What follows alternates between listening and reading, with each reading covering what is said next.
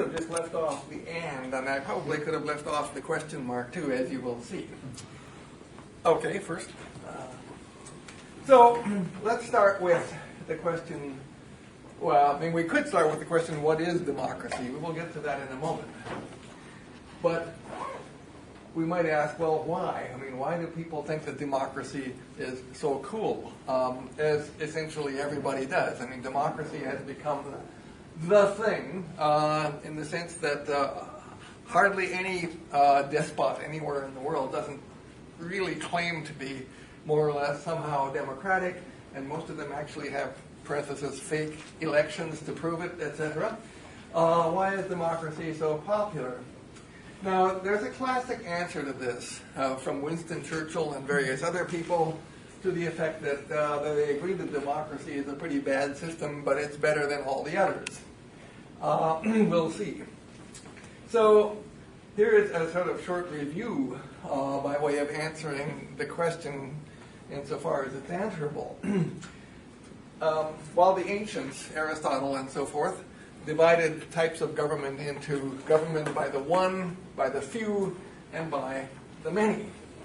And as a kind of thought experiment, if we ask, well, okay, what do we think of these? Starting with monarchy, the first question we would ask is, well, okay, who's the monarch? And there's only really two interesting answers. Either it's me or it's somebody else. If it's me, that's great. If it's somebody else, that's not so great. And what are the chances that I'll be the monarch? Somewhere between 0 and 1 over n, where n is the entire population. If you choose your monarch at random, which is rare, then the point is the probability that I will have the favorable answer is essentially 0. Next slide.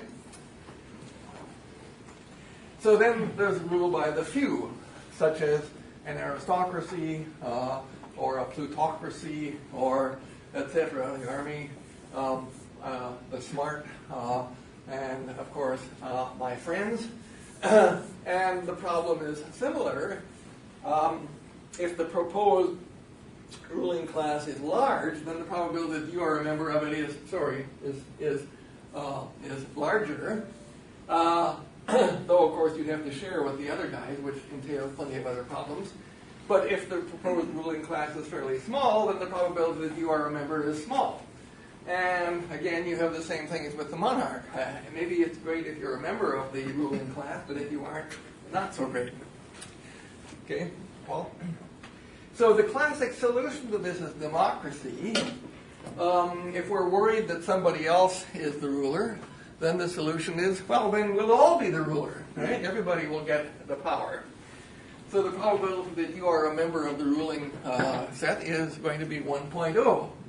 Of course, the probability that you'll have to share the power with the other rulers is also 1.0. And everybody else is the other rulers, and so you have to share it very widely. Next slide. Now, let's bear in mind that what we are talking about here is the division of political power.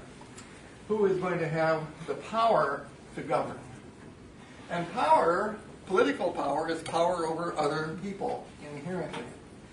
Government, indeed, is, in general, the exercising of power over the community. That's just what government is. You have a government if and only if there's some set of people, usually smallish, such that they are in a position to lay down and enforce rules over everybody in the political community in question. Now, the trouble is that one plausible answer to the question, how much political power do we want anybody to have, apart from me, of course, is 0, if we could help it. Next slide, Paul.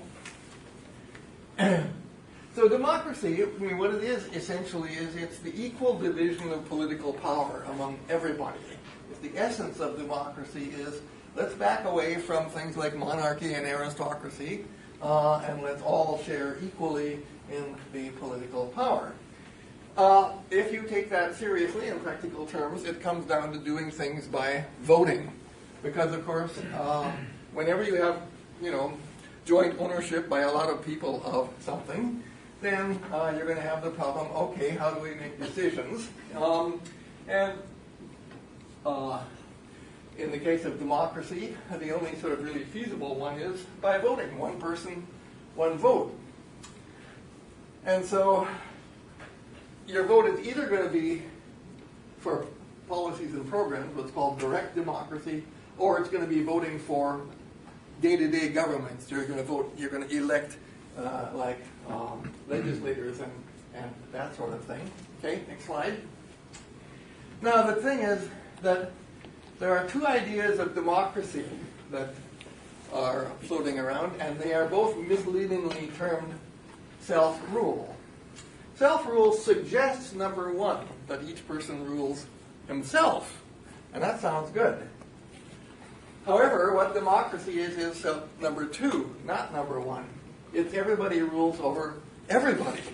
Political power is power over everybody. What democracy does is to share it with everybody.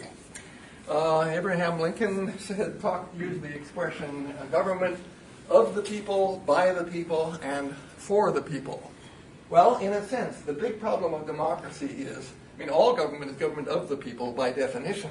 Democracy is government by the people.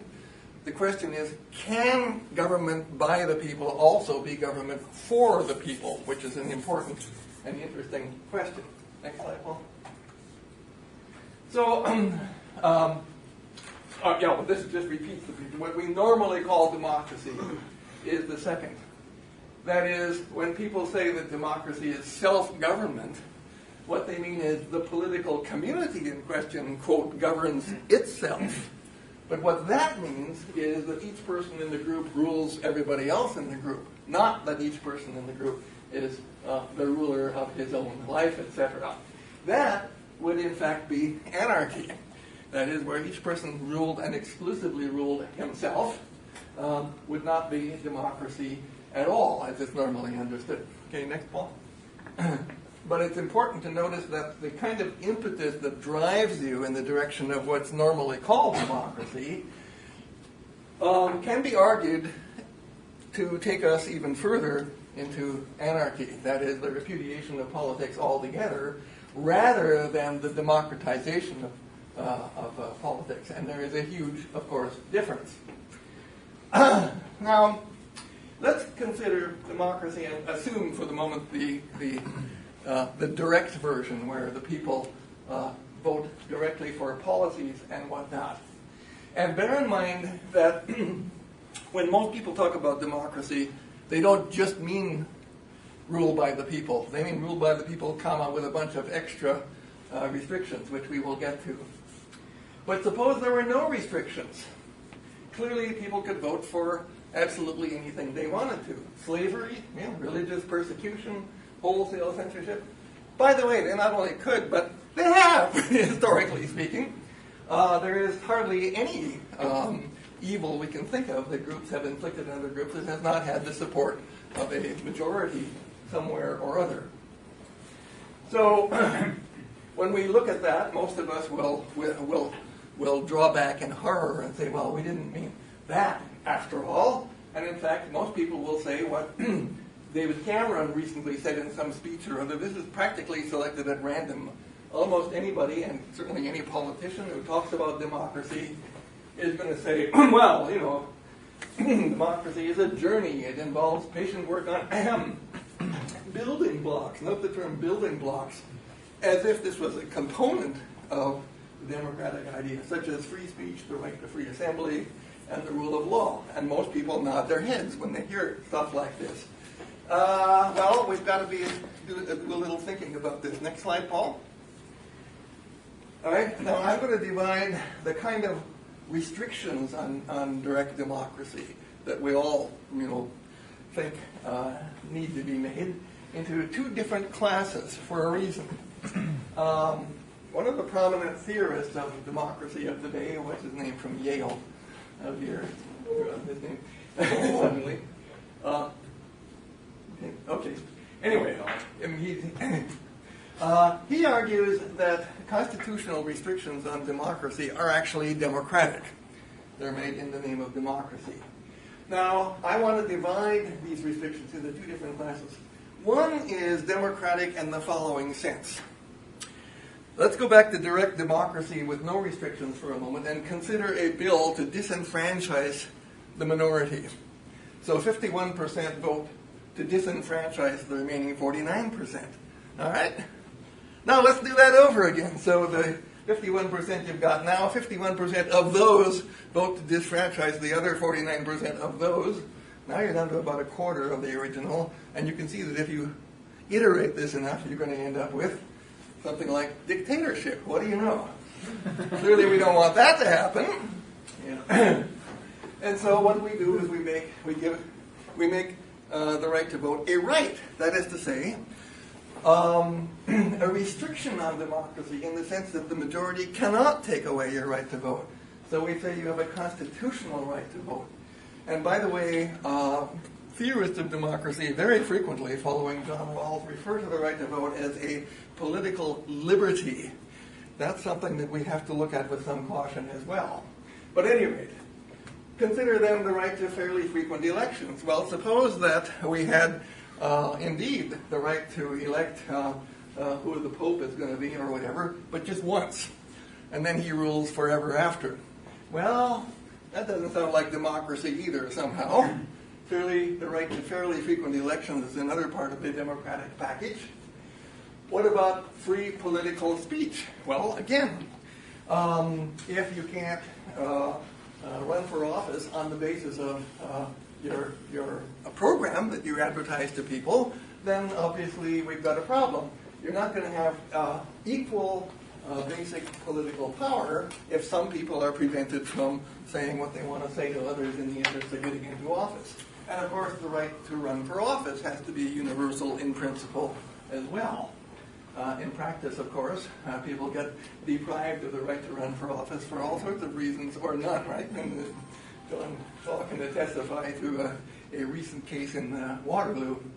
And then there's the right not to be molested by rival political aspirants or governments in being. Right? Now, we can agree that rights of that first type are part of the democratic idea if we think of the democratic idea as being constitutional in the sense of an enduring form of government that doesn't just last for 3 weeks but lasts long into the indefinite future. Those things are all important components. However, they do not give us